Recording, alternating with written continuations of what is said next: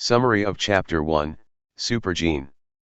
Han-sen, a young man in God's sanctuary, struggles to evolve by consuming the flesh of low-level creatures like black beetles. Despite eating many, he gains no further genopoints, leaving him frustrated.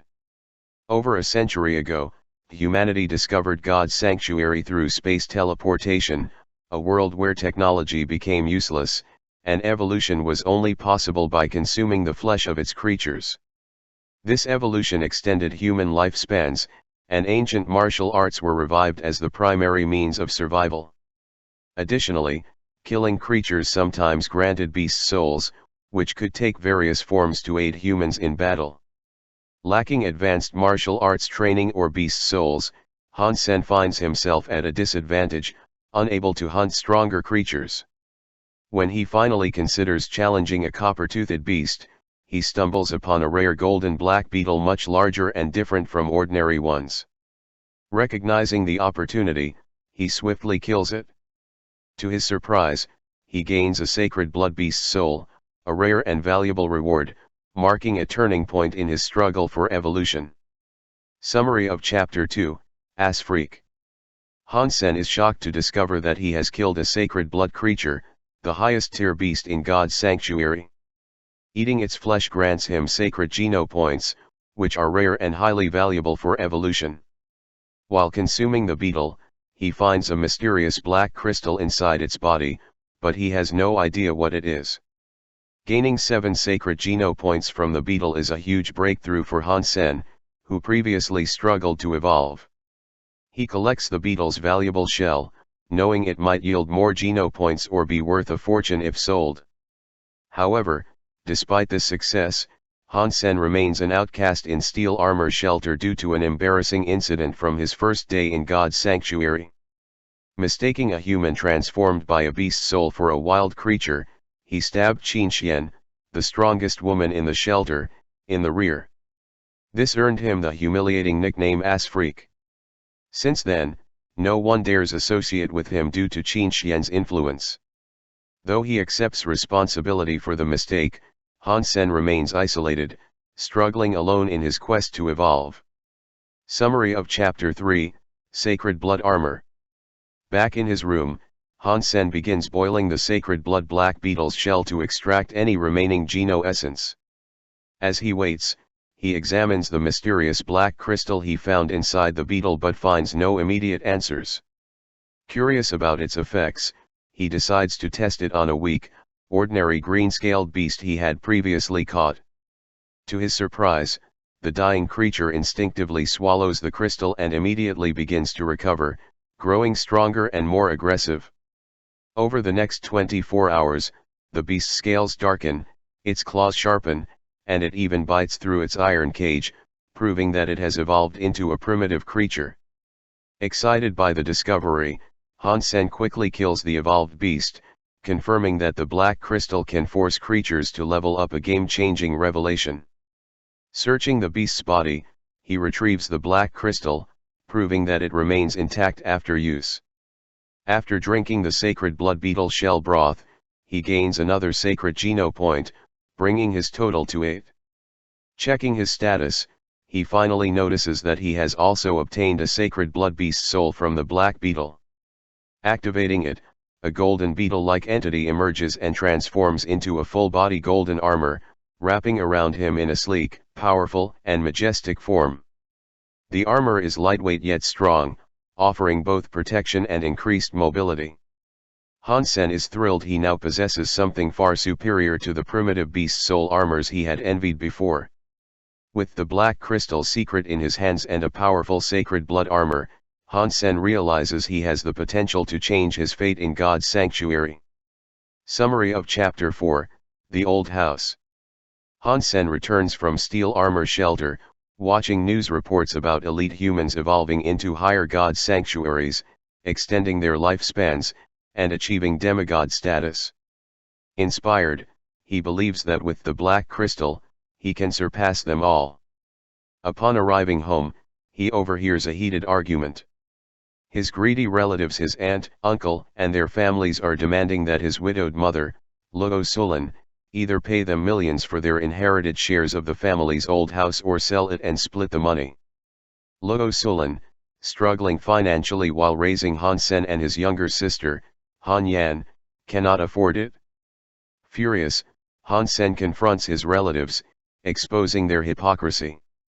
He reminds them that his late father helped them in their darkest times, covering their debts, embezzlements, and gambling losses, only for them to betray him after his death by selling the family business and keeping all the profits. Despite his emotional outburst, the relatives remain cold and shameless, insisting they are entitled to the house and threatening legal action.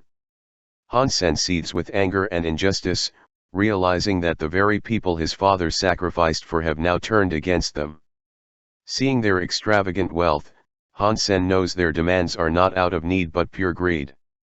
Now, he must find a way to protect his family and their home. Summary of Chapter 5, Swift Mantis. After the heated confrontation, Han Sen's greedy relatives give his family an ultimatum: either pay them or sell the house within a month, or face a lawsuit.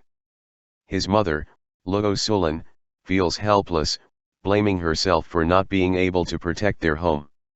Han Sen consults Uncle Zhang, a lawyer and former legal advisor to their family business. Unfortunately, the legal situation is not in their favor, and they may be forced to sell. However, Han Sen reassures his mother, hiding the truth and promising to take care of everything. Knowing that the only way to save their house is to earn 2 million levo dollars within a month, Han Sen returns to God's sanctuary. With his sacred blood beast soul armor, he decides to hunt stronger creatures instead of weaker ones.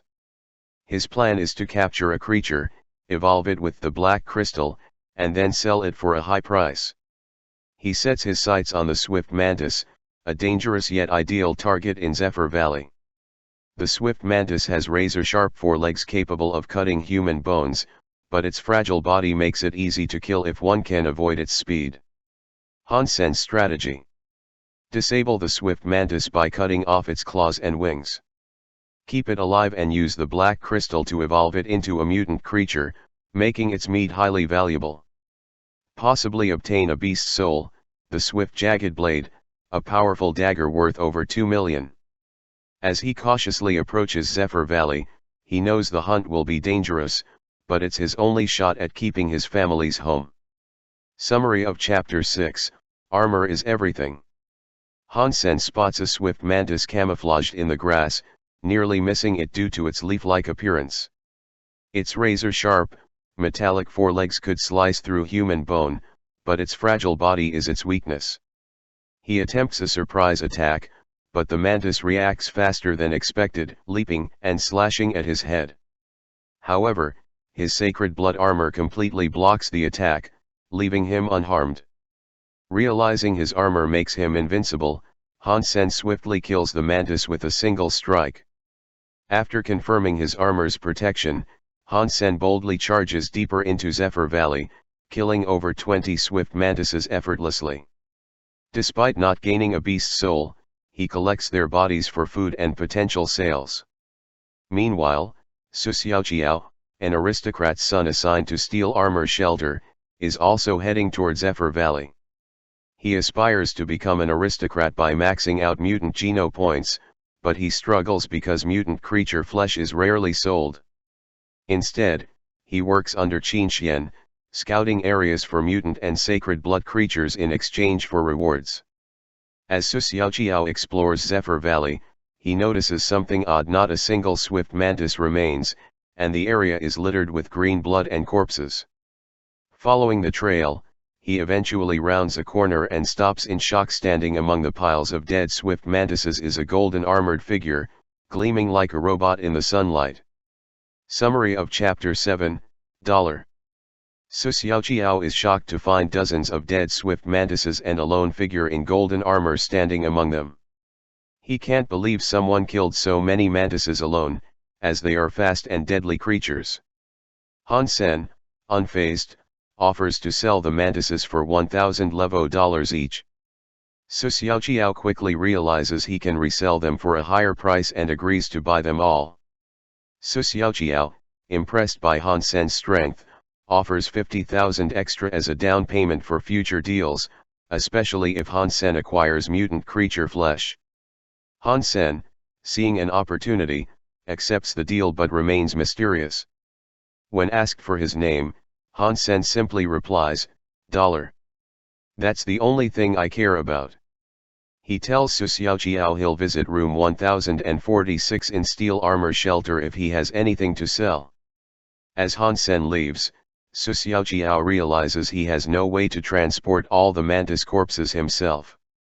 He returns with friends to help carry them, but when they see the pile of bodies, they refuse to believe one person could have done this alone. They assume Hansen is bragging or part of a group, dismissing the idea that one man could defeat so many mantises single-handedly. Summary of Chapter 8, Primitive Beast Soul. After leaving Zephyr Valley, Hansen continues hunting, targeting copper-toothed beasts near Steel Armor Shelter. He hopes to produce a mutant one using the black crystal without arousing suspicion. During his hunt, he unexpectedly gains a primitive beast soul from a copper-toothed beast. He summons it and finds that it transforms into a crescent spear, a rare and useful weapon. After capturing a live copper-toothed beast, Hansen removes his golden armor and returns to Steel Armor Shelter looking like his normal self. At the shelter's entrance, he encounters Son of Heaven, one of the most powerful figures in Steel Armor Shelter. Son of Heaven, riding a triceratops-like beast soul mount, lashes Hansen with a whip, wounding him in front of everyone. He warns Hansen not to buy creatures, making it clear that anyone who trades with him will be punished.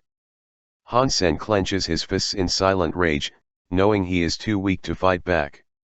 However, he swears to become stronger, seeing the black crystal as his key to power.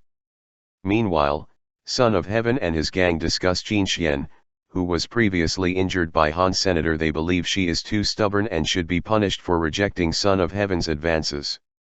However, Son of Heaven decides not to kill Hansen yet, fearing it would upset Jinxian. Instead, their focus shifts to hunting a sacred blood creature at Sunset Slope, determined to beat Fist Guy's gang to the prize.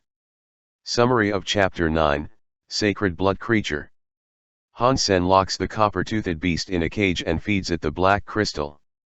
Over the next few days, it begins to show signs of evolution, but the process is slower than expected. Realizing it may take longer, Hansen decides to hunt primitive creatures for money and geno points. As he walks through Steel Armor Shelter, he notices fewer people in the streets. He learns that a sacred blood creature has appeared near Sunset Slope, and the three major factions Jinxian, Son of Heaven, and Fist Guy have formed an alliance to hunt it. Curious, Hansen sneaks to a stone hill near Sunset Slope and watches the battle. The sacred blood creature is a minotaur-like monster with a human torso, a bull's head, and a horse's lower body.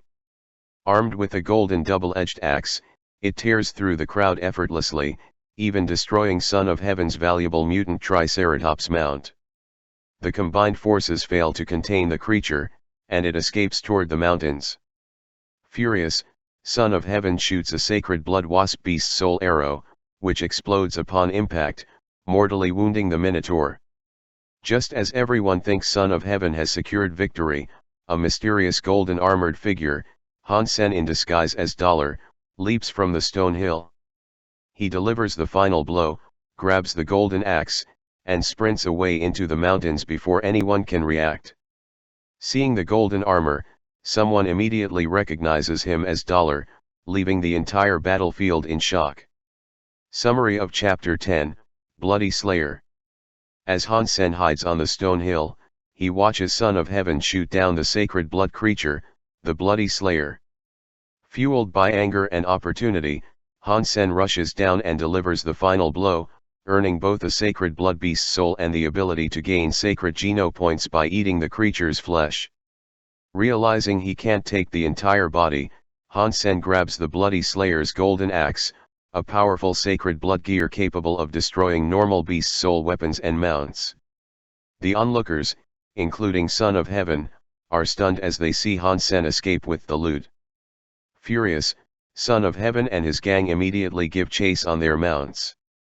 However, the golden axe is incredibly heavy, slowing Han Sen down. As Son of Heaven closes in, Han Sen summons the Bloody Slayer Beast Soul, which turns out to be a shape-shifting beast soul. His body transforms into a Bloody Slayer, and his Black Beetle armor adjusts to fit the new form. Now significantly stronger and faster, Han Sen easily outruns his pursuers, disappearing into the mountains. The crowd erupts with gossip, amazed by the daring theft and Han Sen's luck in acquiring both a sacred blood beast soul and gear. Many mock Son of Heaven, who wasted a rare sacred blood beast soul arrow, only for the loot to be stolen. Back in Steel Armor Shelter, Son of Heaven is furious. He interrogates Su Xiaoqiao, who accidentally called out Dollar during the fight.